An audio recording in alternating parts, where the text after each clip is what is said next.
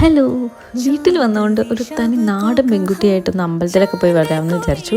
അപ്പോൾ ആദ്യം തന്നെ സ്കിൻ കെയർ ചെയ്യാണ്. മോയ്സ്ചറൈസർ ഇട്ടു, സൺസ്ക്രീൻ ഇട്ടു, പിന്നെ ഇതാ നമ്മുടെ ഐബ്രോസ് ഒന്ന് ഫില്ല് ചെയ്ത് കൊടുത്തിട്ടുണ്ട് കേട്ടോ. പിന്നെ ഒരു ലിപ് ടിൻ്റ് എടുത്തിട്ട് ഒന്ന് നന്നായിട്ട് ചെയ്ത് കൊടുത്തിട്ടുണ്ട്.